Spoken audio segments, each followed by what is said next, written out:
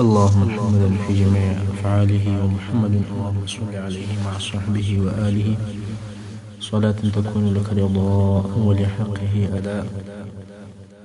أما بعد، د رسول صلی الله علیه و آله وسلم د سیرت 14مه برخه.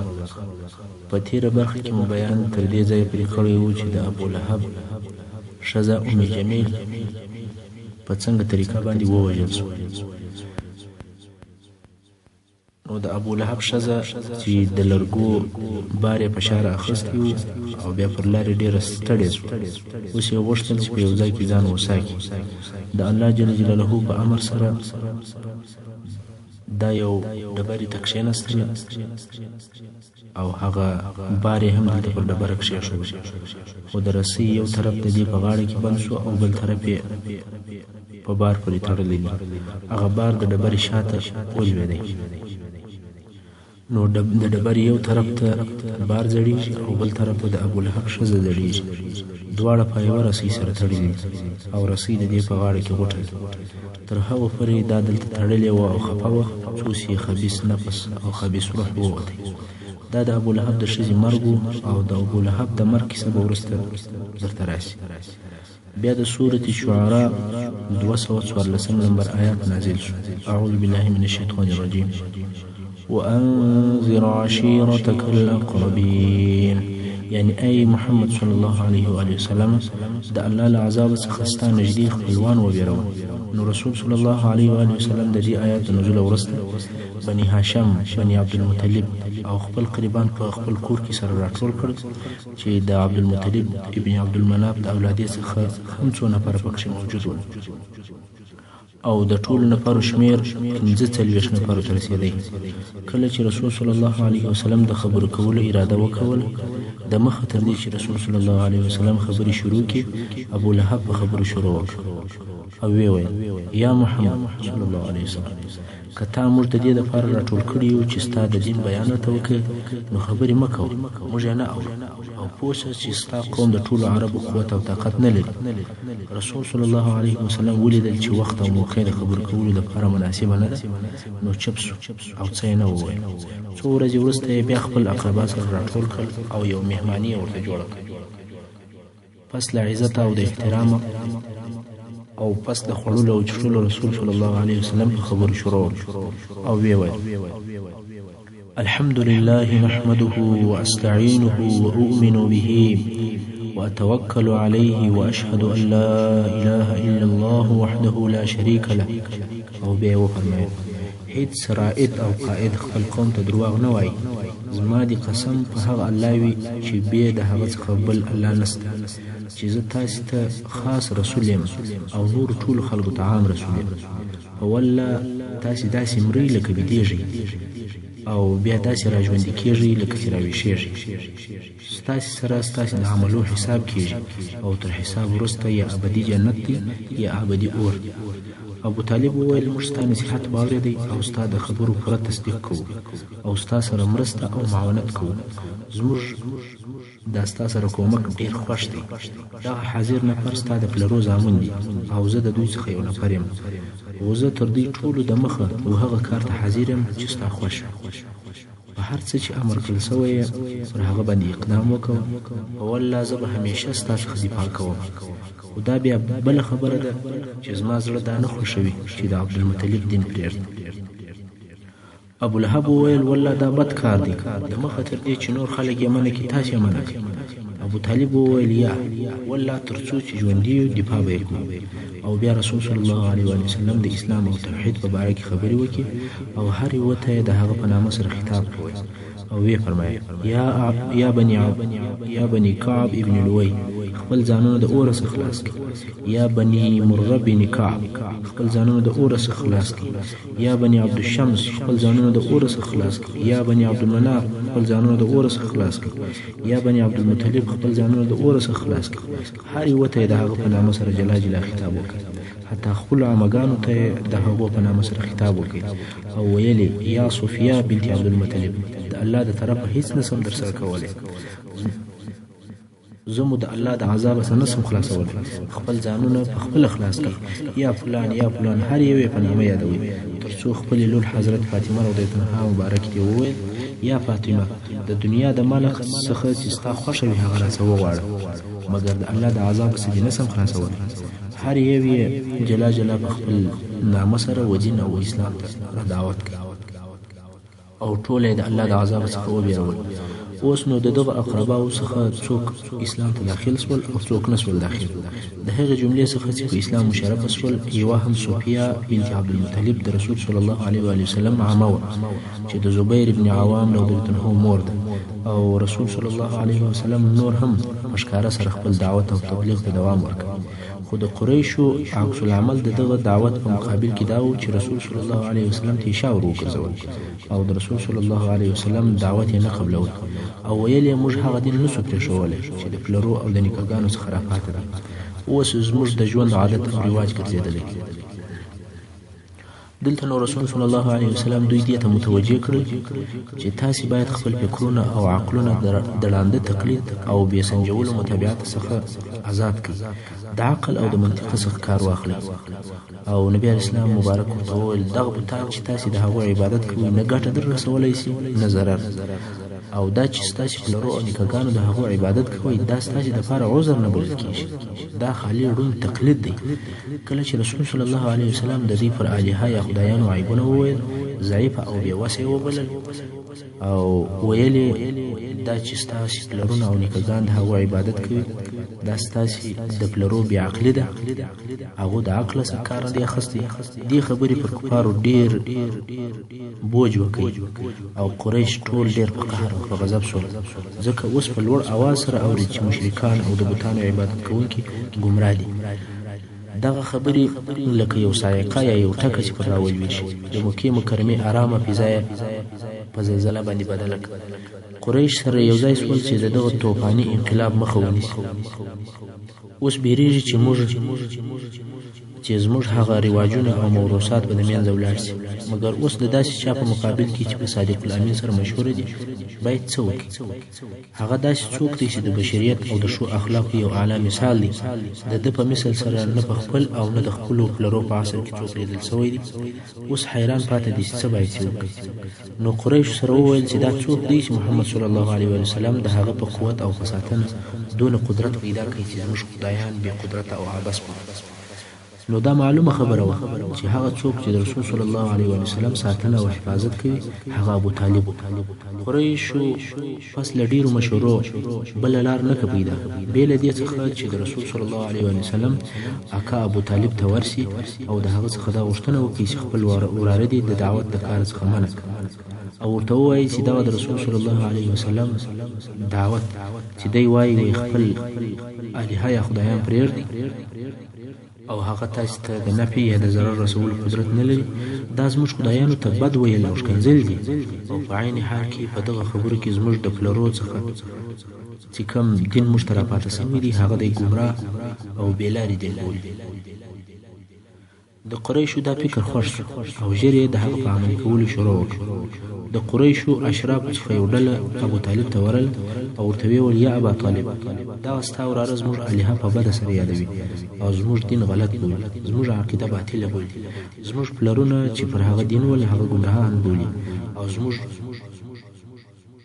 ټول کړه وړه خراب بولي موږ پوهېږو چې هغه ستا په ساتنه کې دی یا دی زموږ څخه منع کړه او چپ یې کړه چې زموږ خدایان او زموږ دین ته بد نه وایي یا موږ او دی سره پرېږده ځکه ته هم زموږ پر دین یې او د ده مخالف یې ابو طالب د دې ښه پوست او نرم جواب وکړ او دوی هم ځینې ولاړل خو رسول صلی الله علیه وسلم پر خپل حال او د الله جل جلاله د دین اظهار او بیان یې کوي خلک یې و دین ته دعوتول خو د قریشو څخه په ظاهري شکل د اکا ابو طالب او د عبدالمطلب اولاده ساتي د دعوت د اوریدلو څخه د حاجانو د منع کولو دپاره د قریشو مشورې په دغه موده کې قریشو ته یو مهم کار پیدا شو هغه دا چې د دعوت پر ښکاره کېدلو فقط څو میاشتې تېرې سوي وې چې د حج موسم را نږدې شو قریش پوهېدل چې د عربو مختلفې ډلې د مختلفو ځایونو څخه مکې مکرمې ته راځي نو دوی سره وویل موږ باید خامخا داسې یو خبره ولرو چې د محمد صلی الله علیه وسلم په باره کې نورو عربو ته وایو دا د دې دپاره چې د رسول صلی الله علیه وسلم دعوت د نورو عربو پر زړونو تاثیر ونه کړي. نو د قریشو مشران ولید ابن مغیره ته راټول شول او په دغه باره کې مشوره ورسره وکړه چې موږ باید خلکو ته د محمد صلی الله علیه وسلم په باره کې څه ووایو. ولید وویل هو، په اتفاق سره باید چې یو خبره جوړه کړو او ټوله به هغه خبره کړو، مختلفې خبرې به نه کوو، ځکه په مختلفو خبرو کې یوه ډله هغه بله ډله دروغجنه کوي او د یوې ډلې خبرې د هغه بلې ډلې په خبرو ردې شي. قریش وویل نو ته ووایه چې خلکو ته به څه وایي. ولید وویل یا تاسې ووایاست زه به غوږ درته ونیسم. قریش وویل خلکو ته به وایي چې کاهن دی. ولید وویل یا والله کاهن نه دی، موږ کاهنان لیدلي دي، د ده په خبرو کې نه د کاهنانو سجع شته نه زمزمه. قریش وویل داسې به ووایو چې لیونی دی. ولید وویل لیونی هم نه دی، موږ لیونتوب لیدلی دی او را معلوم دی، نه د لیونتوب وسوسه پکښې ده نه خرافات. قریش وویل نو به وایو چې شاعر دی. ولید وویل شاعر هم نه دی، موږ د شعر ټول اقسام پیژنو، رجز، حجز، قریض، مقبوض، مبسوط او د شعر نور ټول اقسام را معلوم دي، د ده خبرې شعر نه دي. قریش وویل نو وبه وایي چې ساحر دی. ولید وویل ساحر هم نه دی، موږ ساحران او د هغو سحر لیدلی دی، نه د هغو پکل پکښې شته او نه د هغو غوټه کول. قریش وویل نو څه به ووایو. ولید وویل والله د ده خبرې ډېرې خوږې دي، د خبرو ریښې خوشبویې، شاخونه یې میوه لرونکي دي. د ده په باره کې چې تاسې دغه هر څه وویل معلومیږي چې ټول ناحق او باطل وایاست. قریش وویل نو هغه ستا ښه او روښانه نظر راته ووایه. ولید وویل وخت راکړه چې فکر پکښې وکړم. ولید فکر وهی تر څو پورې په آخر کې دې نتیجې ته ورسېدی. والمعقوله خبره دا ده چې ووایي ساحر دی، داسې خبرې کوي چې په هغه سره زوی او پلار سره جلا کوي، ورور او ورور سره جلا کوي، ښځه او خاوند سره جلا کوي، سړی او خپله قبیله سره جلا کوي. پس له هغه څه چې د قریشو پر دغه خبر اتفاق او مصلحت وشو، نو یې د هغه پر عملي کولو باندې اقدام وکړ. د حج د موسم په وخت کې قریشو د مکې مکرمې پر لارو نفر کښېنول. هر څوک چې به مکې مکرمې ته راتلل هغه به یې بیرول او ورته ویل به یې چې په موږ کې یو داسې ساحر پیدا سوی دی چې په خپلو خبرو پلار او زوی سره جلا کوي، ورور او ورور سره جلا کوي، ښځه او خپل خاوند سره جلا کوي. پام کوئ چې خبرې یې وانه وایي. او د دې کار مشرتوب ابوالحق پر غاړه واخیستی. کله چې به د رسول صلی الله علیه وسلم د حج په موسم کې خلکو ته دعوت کوي او د یو الله و عبادت او وحدانیت ته به دعوتول، ابوالحب به پسې و او دغه نارې به یې وهلې د ده خبرې مه منئ، دا د دې نه اوښته دی، کذاب دی العیاذ بالله.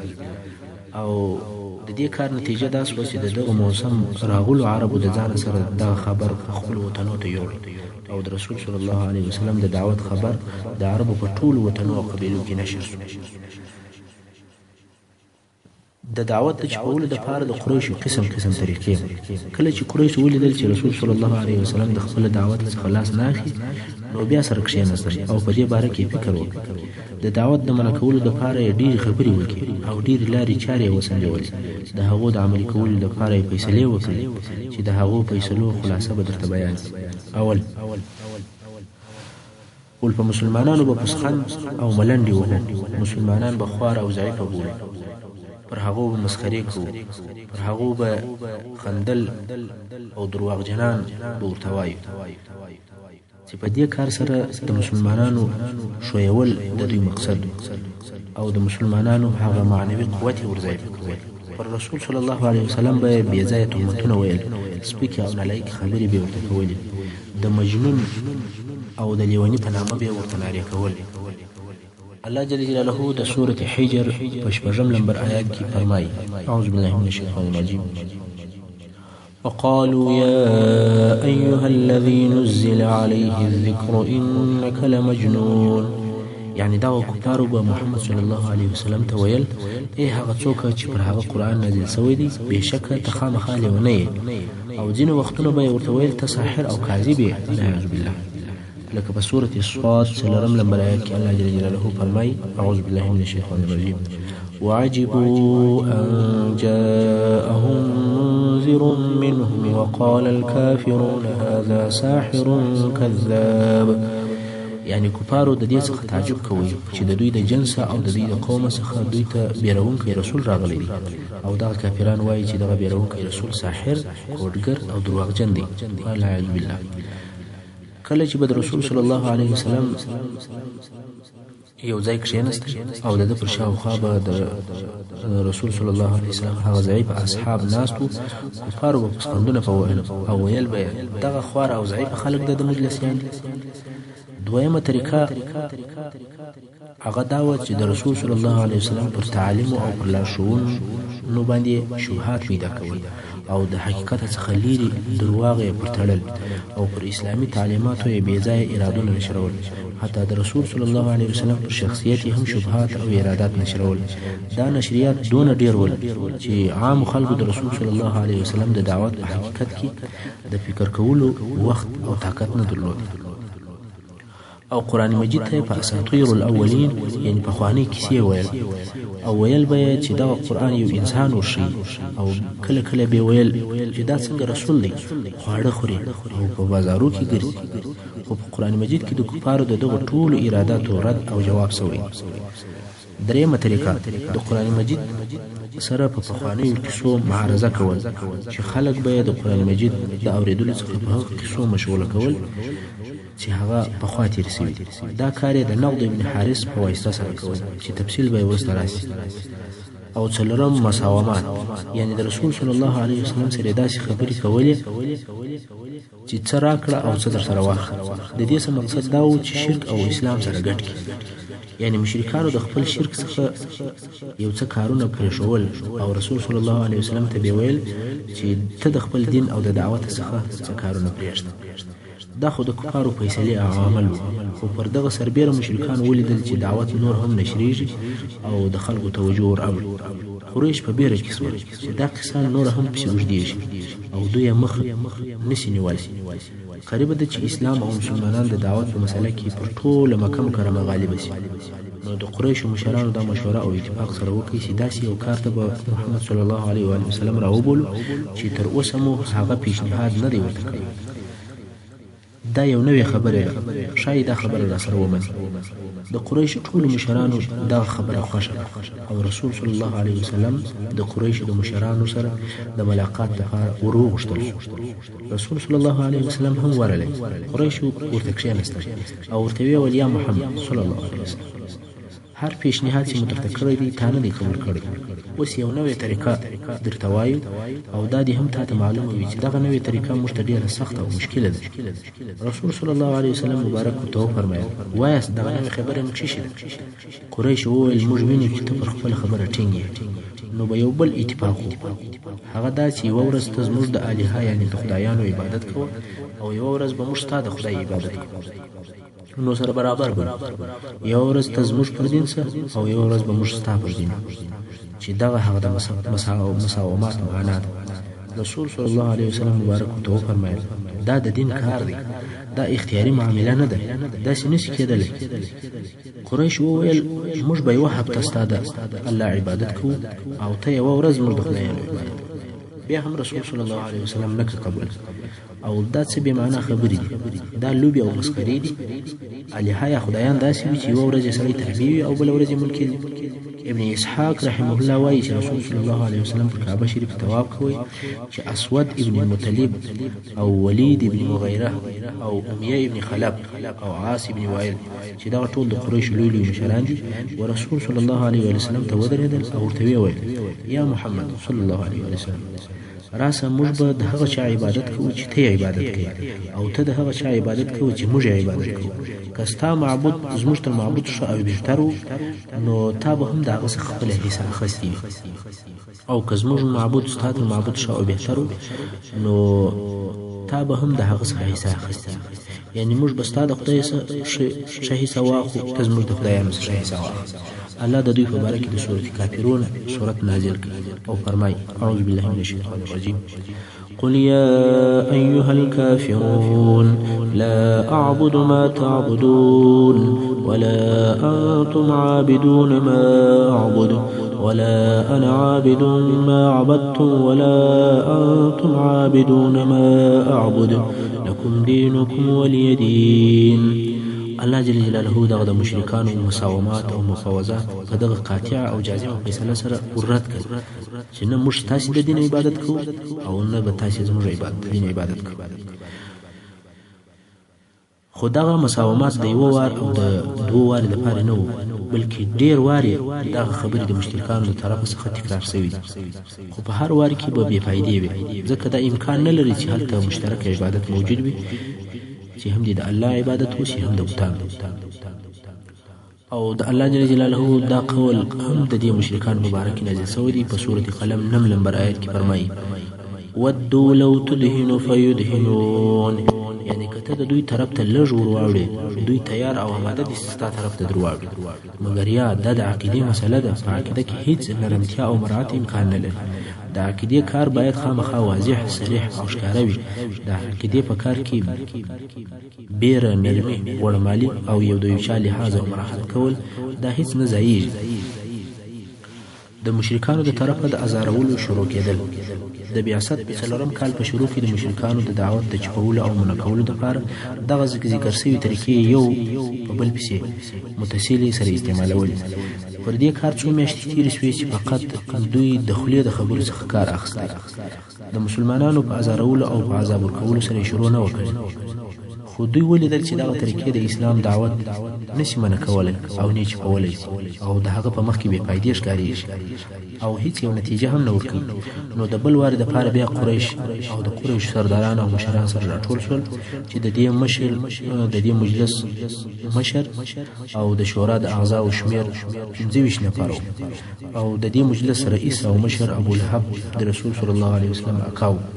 پس له ډېره فکره او پس له ډېرو مشورو دې مجلس د رسول صلی الله علیه وسلم او د اصحاب کرامو پر ضد ډېر جازم او قاطع تصامیم ونیول.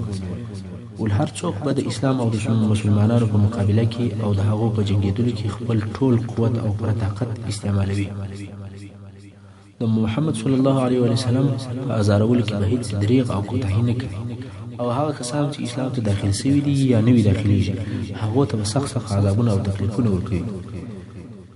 دغه مادې تصویب شوې او د هغو د عملي کولو دپاره تصمیمونه ونیول شول. اوس خو د نورو مسلمانانو سره خاصتا د هغه ضعیفې طبقې سره د دغو مقرراتو عملي کول اسانه کار و. مګر رسول صلی الله علیه وسلم چې د ډېر وقار او د دبدبې خاوند خور شخصیت دی، د دوستانو او د دشمنانو په سترګو کې لوی او محترم دی. د داسې چا سره څوک بېله عزت او بېله احترام نسي مخامخ کېدلی. د داسې چا په مقابل کې بې ادبي او سپکې خبرې کول بېله رذیله او بې شریفه سړي بل څوک نشي کولی. پر دې ټولو سربیره محمد صلی الله علیه وسلم د ابو طالب په ساتنه کې هم دی او ابو طالب د مکې مکرمې د خاصو مشرانو څخه دی. هیڅوک د هغه یو هګۍ ځان ته حلاله نشي بللی او محمد صلی الله علیه وسلم د هغه وراره دی. دا کیفیت قریش په تردد کې واچول. مګر بیا هم تر کومه وخته پورې چې د دې دعوت مقابله دی کوي نو خپل کوشش نه سپموي. د رسول صلی الله علیه وسلم او د اصحاب کرامو ازارول. اوس نو د مشرکانو له طرفه د رسول صلی الله علیه وسلم ازارونه شروع شول چې دغه ازارونه د هغو مشرتوب ابولهب پر غاړه اخیستی. ابولهب خو هغه څوک و چې د رسول صلی الله علیه وسلم سره د اولې ورځې څخه د مخه تر دې چې قریش دغه عداوت راښکاره کړي یا د دې عداوت فکر ووي د ابولهب خپله دښمني ښکاره کړه. د صفا د غونټۍ د نارې په ورځ دی و چې رسول صلی الله علیه وسلم ته یې ناوړه جواب ورکړ او خلکو ته یې بیرته د تللو امر وکړ. په ځینې روایاتو کې راغلي دي چې کله رسول صلی الله علیه وسلم د صفا پر غونډۍ د خپل رسالت اعلان وکړ ابولهب یو ډبره راواخیستله او غوښتل یې چې په هغه سره رسول صلی الله علیه وسلم وویني. همدارنګه د بني هاشم په مجلس کې ابولهب و چې رسول صلی الله علیه وسلم یې د اسلام د دعوت او د بیانولو څخه منع کړي. دغه ابولهب تر بعثت د مخه د خپلو دوو زامنو دپاره چې عتبه او عتیبه نومېدل د رسول صلی الله علیه وسلم دوې لوڼې رقیه او ام کلثوم په نکاح کړي وې. کله چې رسول صلی الله علیه وسلم په رسالت سره مبعوث شو ابولهب خپل زامن د رسول الله صلی الله علیه وسلم د لوڼو په طلاقولو سره جبران او قهرن امر کړ چې د ده ښځې او د ده لوڼې باید چې ورته لاهي تر څو چې هغو هم تر واده کولو د مخه طلاقې کړي. او کله چې د رسول صلی الله علیه وسلم دویم زوی عبدالله وفات شو، ابولهب په ځغستا خپلو نور مشرکو ملګرو ته ورغلی او دا زیری یې پر وکړ چې محمد صلی الله علیه وسلم ابتر دی، یعنې بې زویه شو. دا مو مخکې درته وویل کله چې به رسول صلی الله علیه وسلم د حج په موسم کې نورې قبیلو ته دعوت کوي او هغه به اسلام ته دعوتولې، ابولهب به تر شا په پسې و او خلکو ته به یې ویل د ده خبرې مه منئ او دا د دین اوښتی دی، درواغجن دی والعیاذ بالله. په یو روایت کې راغلي دي چې یوازې پر دغو خبرو کفایت نه کوئ بلکې رسول الله صلی الله علیه وسلم یې په ډبرو هم ویشتی تر څو چې د رسول صلی الله علیه وسلم تر پښو به وینې بهېدې. د ابولهب ښځه چې ام جمیل ورته ویل کېدل او نوم یې عروه بنت حرب ابن امیه او دا د ابو سفیان خور ده، د رسول صلی الله علیه وسلم په دښمني کې تر خپل میړه ابولهب کمه نه وه. د شپې به یې زوزان راوړل د رسول صلی الله علیه وسلم په لار او د کور په دروازه کې به د دې دپاره کښېښول چې د رسول صلی الله علیه وسلم په مبارکو پښو ننوځي. د ابولهب ښځه یو بدخولې او د اوږدې ژبې خاوند و. پر رسول صلی الله علیه وسلم به یې تهمتونه ویل او بې ځایه خبرې به یې کولې. د فتنې اور ته یې پکه وهله. رسول صلی الله علیه وسلم او د هغه پر ضد یې هر څه په خوله چې ورکړل هغه به یې ویل. نو ځکه قرآن مجید دا د حمالة الحطب په نامه سره یاد. کله چې دې واورېدل چې د دې او د دې د میړه په باره کې قرآن مجید نازل شوی دی او چې هغه د تبت یدا صورت دی، نو رسول صلی الله علیه وسلم ته ورغله چې هغه د کعبې شریف سره ناست او ابوبکر صدیق رضی الله عنه هم ورسره و. د دې په لاس کې یو موټ شګې وې او اوس غواړي چې په دغه شګو رسول صلی الله علیه وسلم وولي. کله چې دا ورته ودرېدله، الله جل جلاله د دې پر سترګو د رسول صلی الله علیه وسلم لیدل منع کړ. نو دې وویل یا ابابکر ملګری دې چیرې دی؟ زه خبر سوی یم چې ده پر موږ بد ویلي دي، په والله که مې ولیدی په دغو شګو به یې پر خوله وولم او والله زه شاعره یم. بیا یې داسې شعر وویل مزمما عصینا و امره ابینا و دینه قلینا، یعنی موږ د مزمم نافرماني کړې ده او د ده امر نه منو او د ده د دین سره مو مقاطعه کړې ده. د محمد پر ځای دلته مزمم و او بیا رهي شو. ابو بکر صدیق رضی الله عنه د رسول صلی الله علیه وسلم څخه پوښتنه وکړه، ول یا رسول الله آیت نه لیدل ته نه لیدل؟ رسول صلی الله علیه وسلم وفرمایل هو زه نه لیدل، الله دا فرمانه دک. هغه د رسول صلی الله علیه وسلم اکا ابولهب چې هغه ناوړه کارونه یې کول او دغه یې ښځه وه او په عین وخت کې دوی د رسول الله صلی الله علیه وسلم همسایګان هم ول. کور یې د رسول صلی الله علیه وسلم د کور سره مښتی و. رسول صلی الله علیه وسلم پر دوی سربیره نور همسایګان هم درلودل چې د دوی ټولو د رسول الله صلی الله علیه وسلم ازارولو کې دوی ډېر کوشش کوي. د رسول صلی الله علیه وسلم همسایګان هغه دا کسان: یو ابولهب، بل حکیم ابن ابي العاص، بل عقبه ابن ابي معيط، او بل عدي ابن حمراء ثقفي، او بل ابن الاصداء الهزلي. دغه څو نفر د رسول صلی الله علیه وسلم همسایګانو دوی وعده او اتفاق سره کړی و چې همیشه به محمد رسول الله صلی الله علیه وسلم ته ازار ورکو. نو رسول صلی الله علیه وسلم به په خپل کور کې پر لمانځه باندې ازاروي چې پر لمانځه باندې بیا اسلام ولاړو. دوه همسایګانو به یو د پسه د نس مردار شان پر وغو غورځول تر څو چې رسول الله صلی الله علیه وسلم د دغه ازارو په سبب دې ته مجبور شو چې خپل لمونځ د هغه لوی ډبرې شاته وکړي کومه چې د رسول صلی الله علیه وسلم په کور کې و.